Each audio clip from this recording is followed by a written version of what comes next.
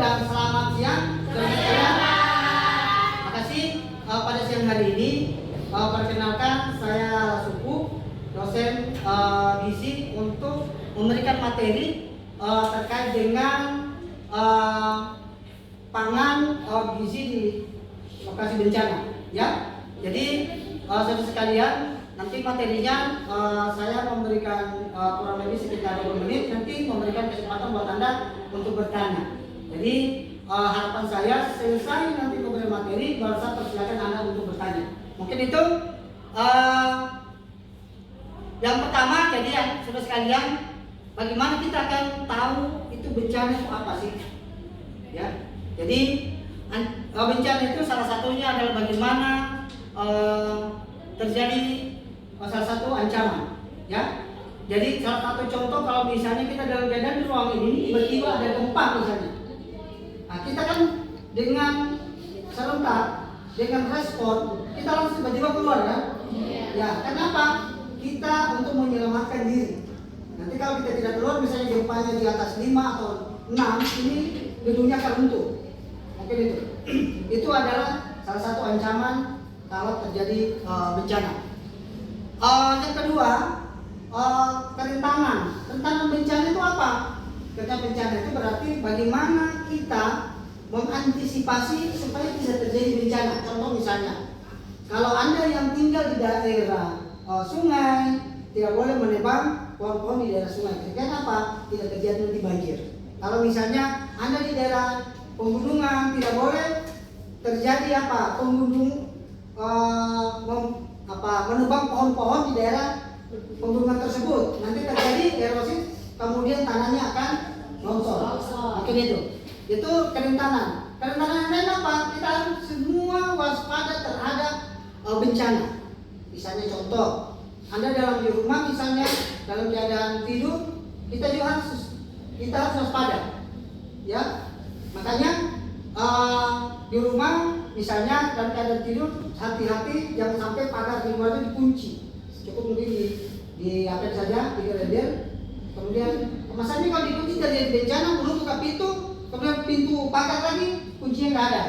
Nah, kalian nanti apalagi misalnya grogi atau misalnya panik, makanya banyak orang meninggal karena karena bencana, karena menyelamatkan diri. Kenapa? Tadi. Kemudian yang berikutnya, kapasitas bencana apa? Kapasitasnya apa tadi? Misalnya lokal, nasional. Jadi luas bencana itu bisa diukur besarnya terjadi bencana yang menimpa daerah itu. Ya tadi saya misalnya memberi contoh. Kalau ada gempa di daerah Sorong, misalnya 5 atau 6 sekarang. Sekali lagi di daerah Sorong ini ada yang mungkin gedung yang retak, atau misalnya ada yang meninggal, atau misalnya gunung yang longsor misalnya. Tetapi daerahnya di daerah Sorong aja, Sorong dan sekitarnya. Tetapi kalau luas bencana itu nasional, itu berarti mungkin bisa saja untuk daerah Papua, seluruhnya Papua Barat, Papua Barat Daya, Papua Tengah dan lain-lain. Jadi satu Papua ini kena bencana yang sama, serentak. Itu biasanya itu namanya adalah bisa dilakukan diumumkan oleh presiden, atau misalnya presiden biasanya mengumumkan di daerah bencana di Papua masuk di kategori bencana nasional. Mungkin itu. Tetapi kalau misalnya bencana luas bencananya di daerah itu sendiri, itu masih daerah lokal bencana.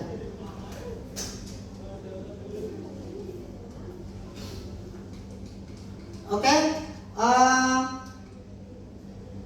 saudara sekalian, jadi apa yang di benak kita kalau terjadi bencana, yang paling terpenting adalah yang pertama, kita harus bisa menyelamatkan diri. Itu pertama. Yang kedua, jangan sekali-sekali mengambil risiko. Ya, jangan sekali mengambil risiko. Contoh misalnya, ada banjir bandang misalnya. Ada biasanya itu ada tim penyelamatan dari badan bencana daerah sudah melakukan untuk penyelamatan. Biasanya itu ada yang santai di rumah, katanya jaga rumahnya. Nah, apalagi di daerah-daerah sudah di daerah pesisir misalnya. Jangan sekali-kali kita mengambil risiko, ya. Kalau ada pemerintah melakukan evakuasi, kita harusnya mengikuti alur atau perintah dari pemerintah. Nanti di rumahnya tinggal dikunci, kemudian kita menyelamatkan diri dulu. Jadi saya sampaikan bahwa kalau terjadi bencana, jangan mengambil risiko, menyelamatkan diri. Kemudian apa? Yang terpenting adalah bagaimana lansia yang perlu yang pertama Anda selamatkan. Bayi, balita, lansia, ya. Jadi nanti ditempatkan di daerah aman, kemudian kalian balik lagi, biasanya gitu. Jadi kalau misalnya bencana apapun, mau banjir, mau misalnya gempa, atau misalnya bencana apa lagi? Selain banjir, gempa apa lagi kira-kira? Tsunami. Ya, tsunami, ya. Itu apa? Kita semua bisa antisipasi. Karena di daerah Indonesia ini adalah daerah-daerah yang rawan bencana. Jadi kita harus bisa memahami bagaimana menyelamatkan ini paling awal. Pada siang hari ini saya akan memberikan materi terkait dengan ketahanan pangan dan gizi dalam situasi darurat. Saya kurang lebih sekitar 25 menit sampai 30 menit materinya. Nanti saudara sekalian kasih kesempatan untuk bertanya di dalam materi. Nanti di akhir pemberian materi akan diberikan kesempatan untuk bertanya. Bisa paham? Saudara bagaimana keadaannya? Sehat? Sehat. Terima kasih. Saya mungkin bisa mulai dengan materi. Bisa. Boleh? Oke, terima kasih. Mohon izin saya berdiri. Saudara sekalian, bagaimana kita akan memahami ketahanan pangan dan gizi dalam situasi darurat, di mana gizi dalam keadaan darurat ini selalu terdepan dalam keadaan misalnya bencana alam, kemudian misalnya gempa, kemudian tanah longsor, ataupun misalnya terjadi kebakaran di suatu daerah, dibutuhkan bagaimana gizi darurat itu penting. Secara teori, bagaimana pangan gizi pedalaman dan darurat itu ialah akses terhadap pangan supaya bisa merata. Di dalam situasi bencana dibutuhkan bagaimana akses. Biasanya di situasi bencana itu akses jalan biasanya yang terhambat, ya. Karena apa? Di suatu bencana yang paling pokok itu adalah bahan makanan, ya, bahan makanan untuk para warga yang kena bencana. Biasanya jalan selalu tertutup. Jadi bagaimana kita bisa supply bahan makanan ke lokasi? Jadi dibutuhkan kita kerjasama dengan lintas sektor, ya, lintas sektor, sehingga masyarakat yang kena bencana tidak boleh sampai tidak makan, ya, mungkin itu. Kemudian bagaimana ketahanan pangan untuk menentukan bahwa di suatu bencana bisa terjadi dengan baik. Yang pertama, kita bisa di suatu bencana kita harus turun melakukan survei, ya, survei misalnya ada berapa misalnya bayi yang ada di lokasi itu, ada berapa ibu hamil yang ada di lokasi itu, lansianya berapa, kemudian yang misalnya luka berat berapa. Kenapa penting kita data ini? Untuk memilah antara bayi balita, kemudian ibu hamil atau ibu menyusui, dan lansia. Nah, biasanya di dinas sosial itu sudah terlokalisir, sehingga kita penanganan gizi bencananya bisa terfokus, mungkin itu, ya. Kemudian selain kita kerjasama lintas sektor, misalnya dinas sosial, kemudian badan penanggulangan bencana, pemerintah daerah. Kalau misalnya bencana itu saudara sekalian ada terbagi dua. Wilayah, misalnya luas wilayah bencana bisa berupa di wilayah daerah tersebut, bisa juga secara nasional.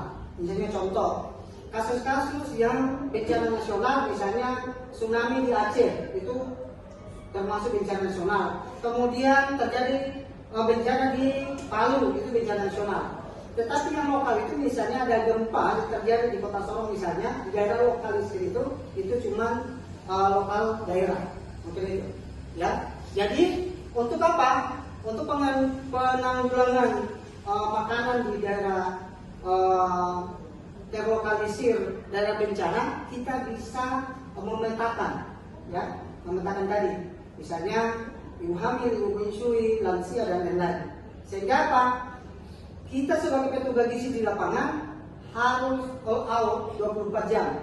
Biasanya itu dibagi shift, ya, shift pagi, siang dan shift malam. Karena di tempat lokasi bencana kita semua harus bekerja sama dengan lintas sektor. Kira-kira apa sih tujuan untuk pembagian bahan pangan di tempat daerah terlokalisir bencana? Tujuannya satu, bahwa bagaimana di daerah lokalisir bencana itu mendapatkan bahan makanan yang sesuai dengan kebutuhan, ya. Minimal mereka dapat makanan-makanan yang bisa mensuplai karbohidrat, protein yang bisa mencukupi untuk mereka bertahan. Mungkin itu. Biasanya daerah bencana yang penting mereka kenyang dan bisa mengenyangkan. Karena kalau di daerah bencana tidak bisa kita memilih menu. Tidak bisa kita memilih makanan yang enak dan tidak enak. Karena disiapkan itu adalah memang situasinya di daerah bencana. Terutama kalau kita di daerah Papua, biasanya kita juga menggunakan makanan-makanan lokal. Misalnya kita tidak tergantung dengan supermi, tidak tergantung dengan beras. Kita juga ada bahan makanan lokal berupa apa? Ada keladi, ada petatas, ada kaspi, ada sagu. Bahan makanan di lokal ini itu biasanya juga kita melakukan supply ke daerah bencana, ke tempat-tempat lokasi. Apa kira standar ketahanan pangan kebutuhan gizi secara umum? Biasanya bagaimana kebutuhan masyarakat yang di daerah terlokalisir, di daerah bencana, yang terpenting adalah standar ketahanan pangannya adalah satu, mereka di dalam 24 jam ada mencukupi makanan yang mereka makan. Ya biasanya di daerah bencana setelah 24 jam terjadi bencana, biasanya itu yang turun yang pertama adalah dinas sosial, kemudian badan penanggulangan bencana, kemudian petugas kesehatan. Ya, kita kalau gizi kita bergabung di wilayah di komunitas kesehatan. Di situ ada perawat, ada bidan, ada gizi, ada dokter, kemudian ada anestesi dan lain-lain. Kita kerjanya adalah sebagai petugas gizi, yang awal adalah kita mensurvei dulu. Oh, ini pendataan. Untuk mengetahui apa? Sasaran untuk kita mensuplai makanan. Mungkin itu ya. Makanan-makanan yang disuplai biasanya apa? Biasanya makanan-makanan yang siap saji. Karena awal daripada bencana, terutama di daerah-daerah terpencil, itu biasanya belum membangun dapur-dapur umum. Biasanya disuplai dulu bahan makanan yang siap saji, terutama biskuit. Kemudian kalau kita di Papua misalnya ada sagu, kita suplai dulu supaya bisa membantu masyarakat yang terkena bencana.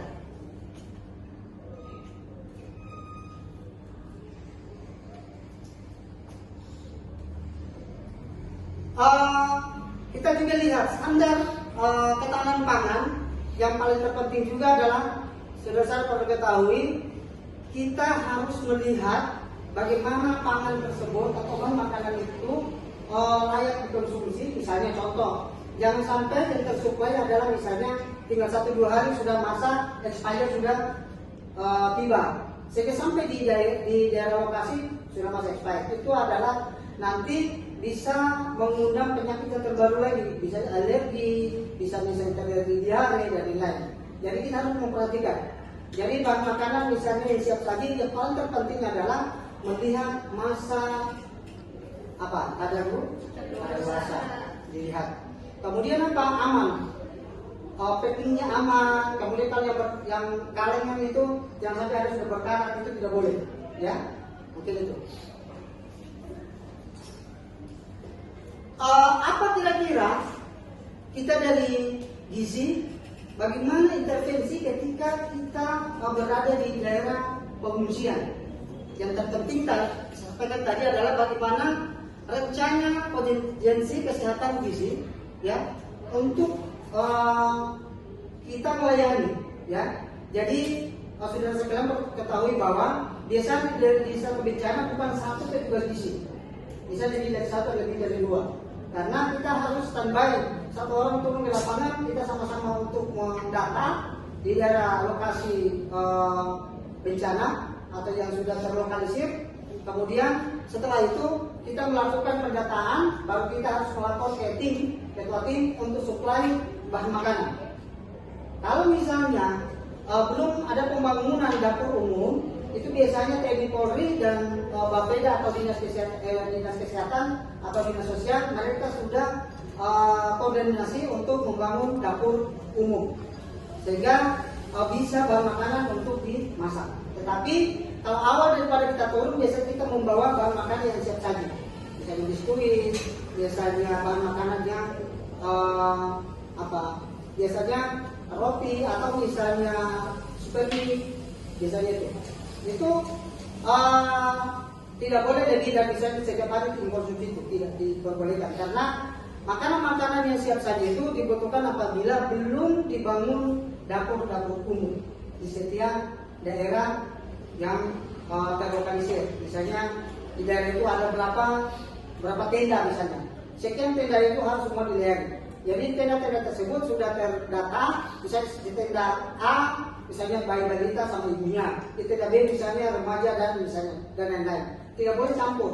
Sehingga Pak Dinas Kesehatan dan Gizi kita penanganannya jadi fokus. Begitu ya. Bagaimana kita monitoring, ya? Monitoring ketika setelah kita memberikan penanganan, misalnya di daerah lokasi, kita akan monitoring apa-apa misalnya kita evaluasi makanan apa misalnya cocok atau tidak. Kalau misalnya apa yang kita supply, apa kita berikan kepada para pengungsi, entah itu yang terpenting saudara sekalian, di daerah pengungsi kita tidak boleh membeda-bedakan, ya, apakah suku, agama, ras, tidak boleh, karena mereka semua perlu dilayani.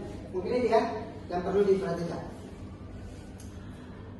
Bagaimana proses sistem dalam respon gizi.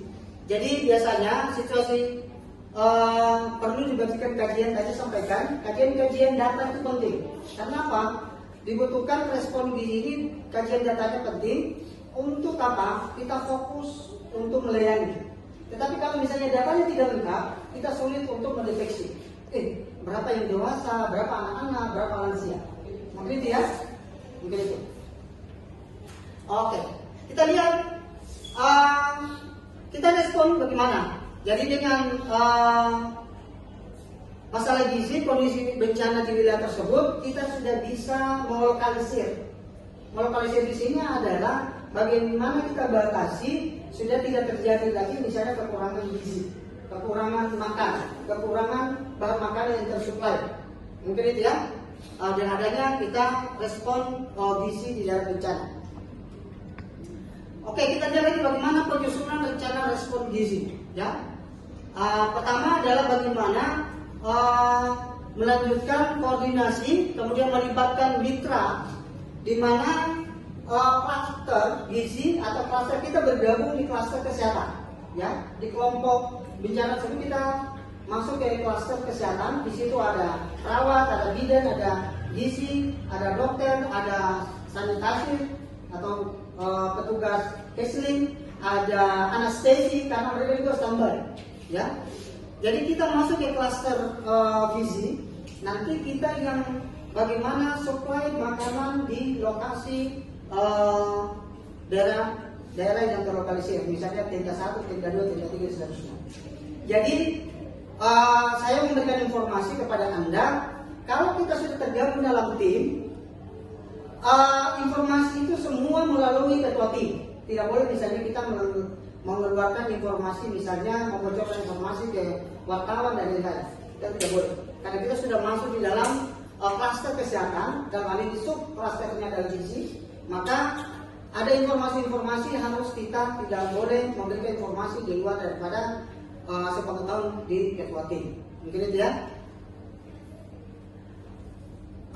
Kemudian yang berikutnya adalah selain daripada saya sampaikan bahwa selain kita masuk di subcluster gizi, di situ juga ada klaster kesehatan tadi saya sampaikan, kita harus lintas sektor.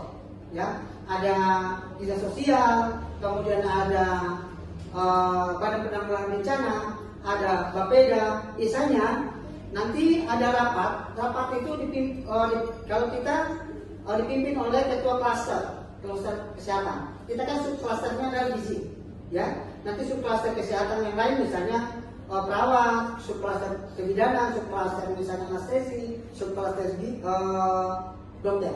Mungkin itu. Jadi bagaimana perencanaan respon gizi? Jadi nanti kita sampaikan analisis situasinya gimana, kemudian kita juga bisa turun menganalisis melalui apa? Melalui surveillance, ya, surveillance gizi. Nah, surveillance gizi ini bagaimana kita mendata semua yang ada di daerah terlokalisir sebagai bencana itu semua datanya by name, ya, by address. Jadi alamatnya di mana? Jadi misalnya dia di lokasi 1, lokasi 2, seterusnya. Karena di daerah bencana itu tidak tertata dengan baik. Cuma yang penting itu bisa dipasang tenda, siapa bisa diselamatkan dalam itu. Yang terpenting adalah setiap tenda itu sudah terlokalisir, itu mungkin ada bayi balita dari ibunya, kemudian laki-laki yang boleh gabung sama perempuan, laki-laki sendiri, perempuan sendiri. Itu daerah bencana. Kemudian lansia, kemudian lain-lain, ya, mungkin itu. Kemudian informasi-informasi yang bagaimana kita mendapatkan secara bicara seperti tadi itu adalah satu pintu, ya. Jadi informasi terkait dengan jumlah yang meninggal, jumlah misalnya yang cacat, jumlah lain-lain itu semua satu pintu. Satu pintunya di sini adalah melalui sistem informasi untuk keadaan bencana di lokasi itu. Yang kita nanti gizi klaster gizi nanti masuk di klaster kesehatan. Siapa ketua timnya? Ketua timnya nanti melaporkan nih ketua tim secara lokal. Mungkin itu ya. Kemudian yang kedua, bagaimana kita mengelompokkan prioritas? Tadi sampaikan. Prioritas di sini adalah terutama misalnya yang lansia, ibu hamil, ibu menyusui, bayi balita. Semua yang ada di daerah bencana semua diprioritaskan, tapi ada yang paling prioritas. Kenapa? Semua butuhkan pelayanan yang maksimal. Oke, ya. Kemudian kegiatan pokok intervensi yang diperlukan dan strategi pelayanannya, misalnya apa yang kita butuh. Makanya data tadi penting, data awal itu penting. Misalnya kita SDM-nya berapa, ketua isinya berapa. Misalnya 1 pagi, siang 1, malam 1, kita sistemnya shift. Nah, dengan adanya sistem shift itu kita membagi apa-apa yang kita akan lakukan. Shift pagi nanti ada catatan, oh telah melakukan A, B, C, D. Kemudian kita juga shift siang melakukan apa kegiatannya. Misalnya mengevaluasi, misalnya suplai makanan ada masih kurang. Kemudian kita juga bagaimana sumber daya yang diperlukan. Tadi saya sampaikan bahwa bagaimana kita di subcluster gizi itu nanti ada penanggung jawab, ya. Siapa yang punya kegiatannya siapa? Ini contohnya saya. Kemudian ada staff kita di dalam itu ada kita berempat ini nanti kita bagi semua tugas, ya. Tugasnya terbagi. Jadi bagaimana jumlah SDM itu kita berdayakan semua bisa kerja. Jadi saudara sekalian di daerah bencana, terutama kita di daerah Papua ini paling rawan bencana. Jadi kita butuhkan kerjasama lintas sektor sehingga kita di kegiatan di lapangan itu bisa lancar. Banyak jenis intervensi, misalnya kegiatan-kegiatan misalnya suplai makanannya bagaimana? Mulai dari pagi nanti data-data yang Anda misalnya waktu surveillance waktu awal turun itu didata semua. Bagaimana evaluasinya pemberian makan terhadap bayi dan balita misalnya? Ada evaluasi. Ada ibu hamil bagaimana? Makanan yang Anda supply daya terimanya gimana? Apakah dia daya terimanya baik atau merasa bisa mengeluh misalnya ada diare dan lain-lain. Kemudian begitu pun misalnya lansia, itu semua kita evaluasi, ya. Lansia pun demikian. Bagaimana kita tanyakan dari ruangan ke satu yang lain. Kemudian ada lagi yang terpenting adalah misalnya bapak-bapak yang satu tenda misalnya apa kebutuhannya mereka. Ya, ada satu tenda juga misalnya tempat lokasi misalnya yang luka ringan, luka berat itu membutuhkan juga pelayanan yang baik terhadap misalnya kegiatan di bencana. Jadi saudara sekalian, apalagi kita di daerah Papua, jadi diutamakan misalnya suplai makanan-makanan yang misalnya hari kedua, ketiga, sebaiknya juga ada bahan makanan lokal yang kita suplai. Misalnya situ ada pisang rebus, ya, ada misalnya kohadi, ada petatas, ada apa lagi? Sagu. Itu mungkin saling untuk membantu suplai bahan makanan dari beras. Mungkin itu ya. Jadi yang berikutnya adalah bagaimana risiko masalah gizi di situasi bencana. Yang pertama adalah meningkatnya risiko mortalitas. Mortalitas apa? Ya, kematian. Ya. Kalau misalnya kita dari gizi, bukan saja dari gizi, semua lintas sektor pelayanan yang kalau bagus, maka akan meningkatkan jumlah kematian. Terlambat 24 jam banyak yang meninggal. Karena apa? Mereka tidak bisa buat apa-apa. Rumahnya sudah semua, mereka tinggal semua di tenda. Oke ya. Yang kedua, meningkatnya risiko bagaimana morbilitas atau penyakit infeksi, misalnya diare, ispa, ya. Oke, saya rasa cukup sekian. Terakhir, terima kasih atas perhatian saudara sekalian. Jadi saya tutup materi dan terakhir saya memberikan kesempatan saudara sekalian untuk bertanya. Satu orang saja, mohon ajukan tangan. Ya. Ajukan tangan, 1, 2, 3. Saudari Nova, mau tanya apa? Ya, silakan. Berdiri.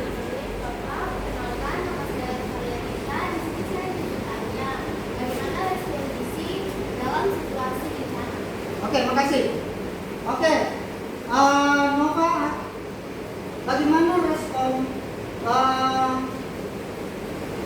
gizi di suatu bencana? Tadi saya sudah menjelaskan bahwa kita dari gizi apa yang kita buat dulu, ya. Yang pertama adalah kita turun ke lapangan bagaimana kita mendata jumlah yang terkena bencana. Totalnya berapa? Misalnya ada 100. Dari 100 itu kita coba memilah baik dari berapa, ibu hamil berapa, kemudian lansia berapa, kemudian luka ringan berapa, luka berat berapa. Sehingga apa? Dengan data ini kita bisa memprediksi makanan yang kita akan olah. Ya, jadi perlu Anda ketahui hari pertama, hari kedua misalnya tim di bencana belum ada. Hari pertama itu belum ada dapur untuk mengolah makanan.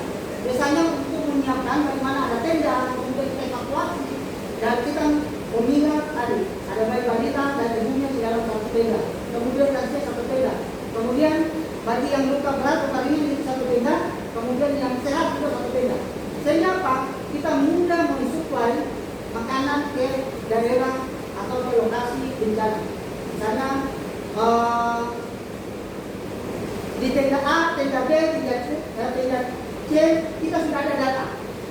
Sehingga kita mendropi makanan yang sudah siap, misalnya makanan yang diolah di lokasi, misalnya memasak dan lain-lain, atau bahan makanan yang siap saji, kita sudah siapkan.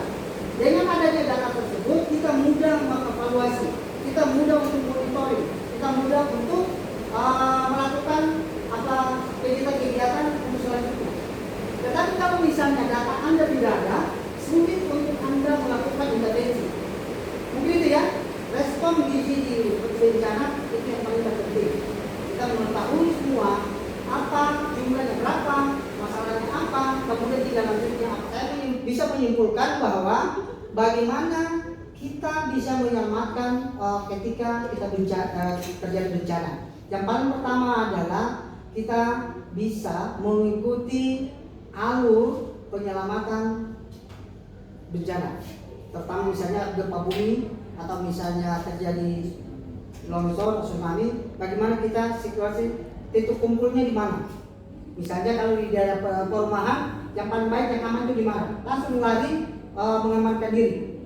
Ya, kalau misalnya masih bisa menyelamatkan orang lain, misalnya ada situ yang lebih tua dari Anda, itu menyelamatkan. Ya, jadi kesimpulan lagi berikutnya adalah bagaimana kita bisa respon terhadap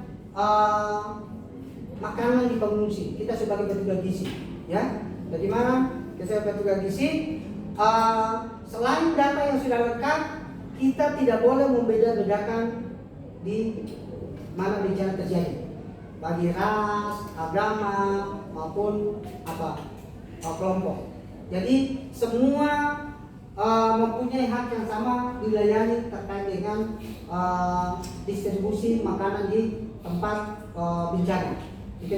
Yang berikutnya adalah kita juga harus menjaga diri sebagai petugas. Kita harus juga menjaga keselamatan Anda juga, keselamatan kita sendiri, dan kebutuhan makan dan istirahat. Ya, jangan sampai Anda bekerja tidak menghindari istirahat, waktu makan, nanti Anda yang menjadi sakit lagi.